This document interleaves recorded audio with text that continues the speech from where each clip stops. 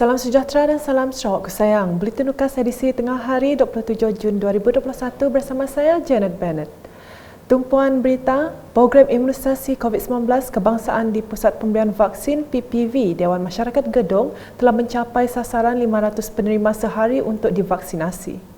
Menurut Menteri Pelancongan Seni dan Budaya Malaysia merangkap Ahli Parlimen Batang Sadong, Datuk Seri Nancy Sukri, ia menunjukkan tahap kesedaran orang ramai terhadap program imunisasi ke atas kehidupan norma baru pada masa ini semakin meningkat. Beliau yang turun padang meninjau keadaan di PPV berkenaan bersama dengan Adun Gedong, Datuk Muhammad Narodin Majais pada Sabtu amat berpuas hati melihat kelancaran perjalanan proses vaksinasi yang dilaksanakan oleh para petugas bersama dengan sukarelawan sekaligus menghargai kerjasama yang diberikan oleh penerima. Tambahnya, kejayaan program vaksinasi di kalangan rakyat dapat memberi harapan kepada penggiat industri pelancongan dan kebudayaan untuk segera bangkit semula memandangkan operasi industri berkenaan kini semakin terjejas dan perlu diselamatkan seberapa segera. Sementara itu, Datuk Narodin yang juga Menteri Muda, Pembangunan Usahawan dan Perusahaan Kecil dan Sederhana Sarawak memberitahu pihaknya menyasarkan seramai 4,000 penduduk di Gedong akan selesai menerima suntikan vaksin sehingga 3 Julai nanti. Jelasnya, program vaksinasi di Gedong akan diteruskan di zon Sungai Batang Sadong dari Kampung Benar hingga ke Sungai Melayu dengan sasaran seramai lebih 1,000 penduduk akan menerima suntikan vaksin COVID-19. Laporan seterusnya, Menteri Muda Infrastruktur dan Pembangunan Pelabuhan Sarawak merangkap Adun Sebuyau, Datuk Julaihi Narawi bersama Timbalan Setiausaha Kerajaan Negeri Sarawak Transformasi Sosio-Ekonomi Datuk Seri Muhammad Abu Bakar Marzuki melakukan lawatan ke tapak projek rakyat yang dilaksanakan di sekitar kawasan Dun Sebuyau pada Sabtu. Antara projek yang dilawati ialah seperti cadangan pembinaan ban di Kampung Seruyu selain meninjau projek chalet Sebuyau, Benteng Sungai Rama Blok F dan Jalan Kampung Patu Pelai. Pembangunan projek-projek dilaksanakan menerusi Agensi Pembangunan Wilayah Bersepadu Samarahan (IRISDA) dengan kos sebanyak RM700,000. Turut hadir semasa lawatan projek rakyat itu ialah Residen Bahagian Samarahan Ibrahim Lumpu serta pegawai-pegawai kerajaan yang lain. Di Dun Kuala Rajang pula, jaringan komunikasi akan dipertingkatkan dan diperluaskan di seluruh kawasan berkenaan dengan mengguna pakai menara yang sedia ada. Menteri Muda Perancangan Bandar, Pentadbiran Tanah dan Alam Sekitar Sarawak merangkap Adun Kuala Rajang, Datuk Len Talef Saleh dalam lawatan kerja di Kampung Rajang bersama Ahli Parlimen Tanjung Manis, Yusof Abdul Wahab pada Sabtu sempat meninjau salah satu menara pemancar Wi-Fi internet yang berkeupayaan mencecah sehingga 3 km radius. Bercakap kepada media, beliau memberitahu liputan itu adalah mencukupi untuk kegunaan seluruh Kampung Rajang, manakala menara yang sedia ada di Belawai akan memberi manfaat kepada Kampung Belawai dan Jeriji. Kalau kita lihat dari segi tower ini memang satu saja di sini, tapi yang di Jeriji dan Belawai memang sudah tower yang sudah ada, sedia ada, di mana dapat digunakan oleh telco yang sedia ada. Begitu juga di Tanjung Manis memang sudah ada tower. Tetapi apa yang kita buat di belakang ini merupakan satu daripada pendekatan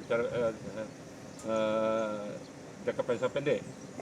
Because untuk mendirikan tower yang begitu tinggi dan akan mengambil masa. Yang ini kita dapat bangunkan dalam 1 bulan. Dapat beroperasi dalam 1 bulan. Jadi inilah pendekatan yang kita ambil di mana tempat-tempat yang lain, di mana dari segi logistik ya, susah kita nak melaksanakan untuk mengadakan tower yang begitu tinggi dan besar.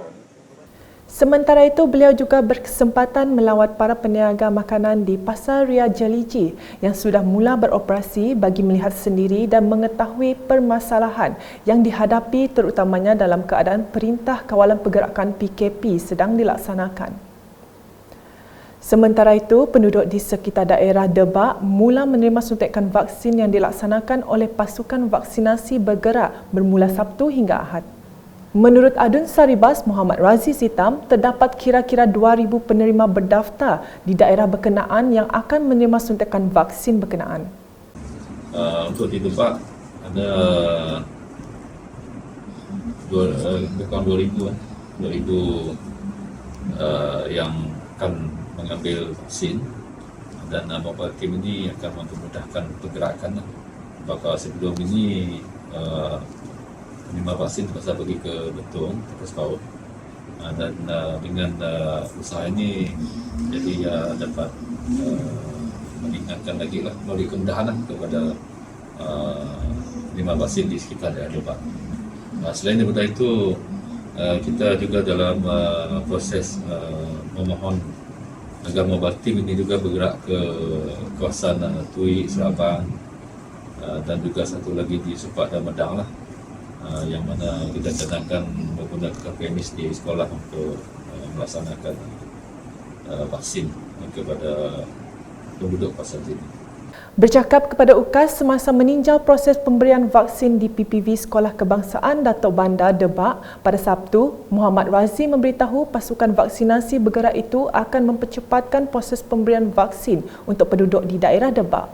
Pada masa sama, beliau berharap pasukan itu akan dapat membantu mempercepatkan program imunisasi COVID-19 kebangsaan.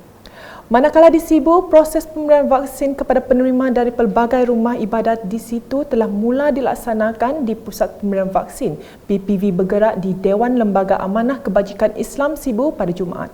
Seramai 125 penerima dari gereja, gurdwara, Buddha, Tokong menerima suntikan vaksin. Manakala pada Sabtu, penerima terdiri daripada jawatankuasa masjid dan surau sekitar Sibu berjumlah 150 orang. Menteri Muda, Perumahan dan Kesihatan Awam Sarawak Merangkap Adu Nangka, Dr. Anwar Rapai, turut hadir meninjau perjalanan proses pemberian vaksin itu. Sementara itu, Setiausaha Jawatankuasa Pengurusan Masjid An-Nur, Abang Fairuz Syamil Abang Muhammad, pihaknya akan berusaha memberi vaksin kepada mana-mana penerima yang terlepas dari menyertai program itu.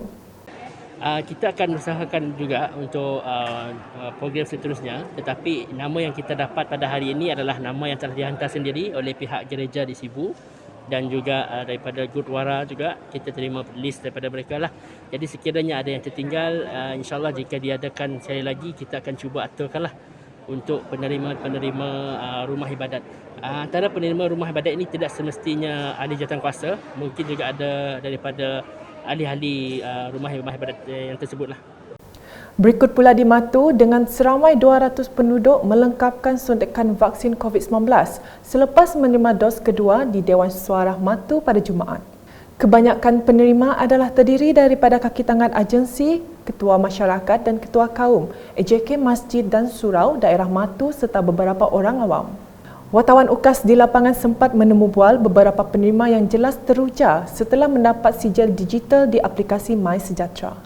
Tidak kurang yang merakamkan terima kasih kepada petugas-petugas di pusat pemberian vaksin di atas layanan yang amat baik. Bismillahirrahmanirrahim. Assalamualaikum warahmatullahi wabarakatuh. Alhamdulillah, saya telah mendapat vaksin untuk dos yang kedua. Alhamdulillah, saya rasa sangat gembira sebab dah diberi peluang awal untuk mendapat vaksin untuk dos kedua.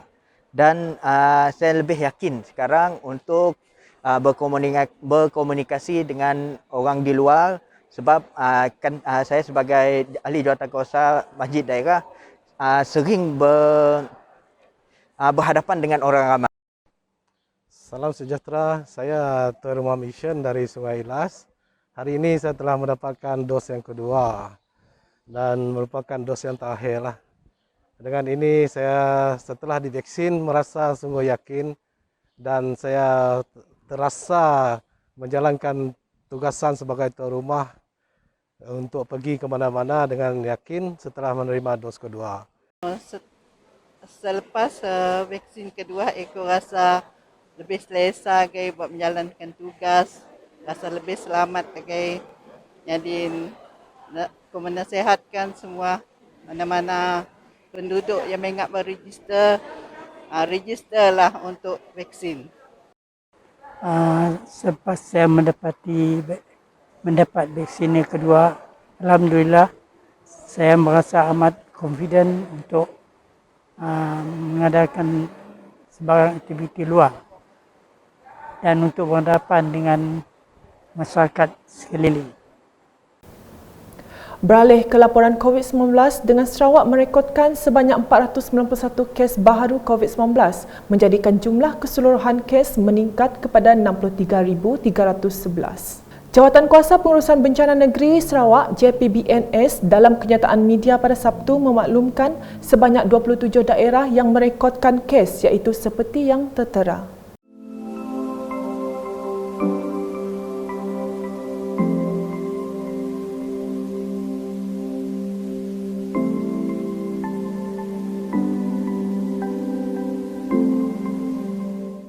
Dalam pada itu, 5 kes kematian dilaporkan menjadikan jumlah kematian akibat jangkitan COVID-19 telah bertambah kepada seramai 401 orang. Selain itu, kenyataan tersebut turut memaklumkan satu kluster baru telah diisytiharkan iaitu kluster Nyelutong Betong yang melibatkan 2 buah rumah panjang di sebuah penempatan di Nyelutong Betong. Sementara itu, berikut pula menunjukkan lokasi yang diisytiharkan dan ditamatkan Perintah Kawalan Pergerakan diperketatkan PKPD.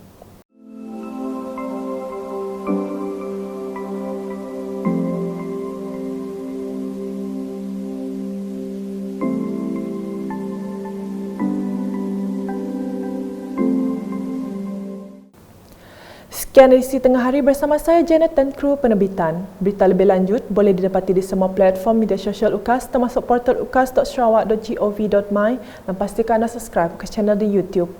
Salam UKAS.